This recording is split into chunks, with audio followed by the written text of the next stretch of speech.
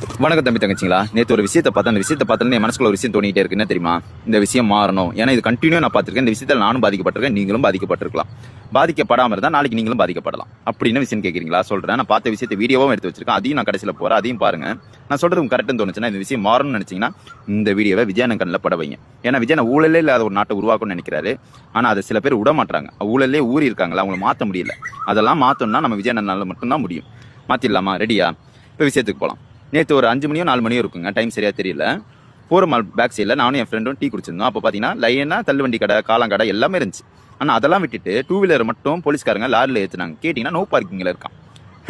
No பார்க்கிங்கில் இருக்குன்னு Vadapalani fridge கீழே வச்சுக்கிட்டு ஒவ்வொருத்தங்கிட்ட 700 500 ஃபைன் வாங்கினாங்க. நிறைய பேர் கெஞ்சினாங்க. ஏன்னா அவங்ககிட்ட காசு இல்லை, சாப்பிடவே காசு இல்லாதவங்ககிட்ட ஃபைன் கட்ட எப்படிங்க காசு இருக்கும் சொல்லுங்கள்?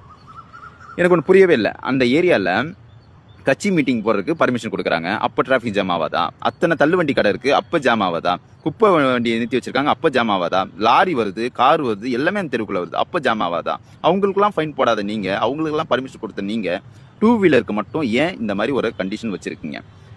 சரி, உங்களுக்கு அந்த ஏரியா டிராஃபிக் ஜாம் ஆகுதுன்னா அந்த ஏரியாவில் கடை இருக்கக்கூடாது. கடையை ஏன் அலோட் பண்ணீங்க சொல்லுங்கள்? அதுக்கும் பர்மிஷன் கொடுப்பேன், நீங்கள் இப்படி என்ன பேசினாலும் நாங்கள் எங்கள் வேலையை இப்படி தான் செய்வோம்னு நினச்சிங்கன்னா அது வந்து விஜய் அண்ணா ஆக்ஷன் எடுக்கணும். ஏன்னா ஒரு பார்க் ஒன்று அரேஞ்ச் பண்ணி கொடுத்தீங்க நீங்கள், ஆனால் அதே இடத்துல ஒரு பார்க்கிங் அரேஞ்ச் பண்ணி கொடுத்தா எவ்வளோ சூப்பராக இருக்கும்.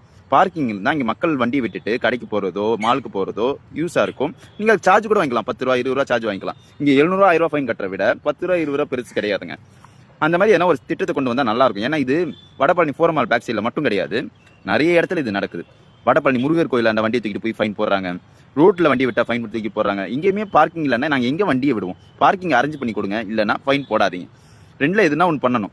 இது வந்து விஜய் எனக்கு தெரிஞ்சே ஆகணும். இது ரொம்ப பெரிய ஊழலாக இருக்குது. நிறைய பேர் வண்டியில் ஃபைன் போட்டு அந்த ஃபைன் கட்ட முடியாமல் அந்த வண்டியை தூக்கிட்டு போய் போலீஸ்காரங்க வச்சு ஏலம் விடுறாங்க. அந்த வண்டி வாங்குறதுக்கு எவ்வளோ கஷ்டப்பட்டுருப்பாங்கண்ணா, அது உங்களுக்கு தெரியும். ஆனால் சில ஊழல் பண்ணுறவங்க தெரியலண்ணா. அவங்களுக்குலாம் ஆக்ஷன் எடுங்கண்ணா ப்ளீஸ்ண்ணா. இல்லைனா ஒரு பார்க் அரேஞ்ச் பண்ணி கொடுத்த மாதிரி பார்க்கிங் அரேஞ்ச் பண்ணி கொடுங்கண்ணா. தேங்க்யூ.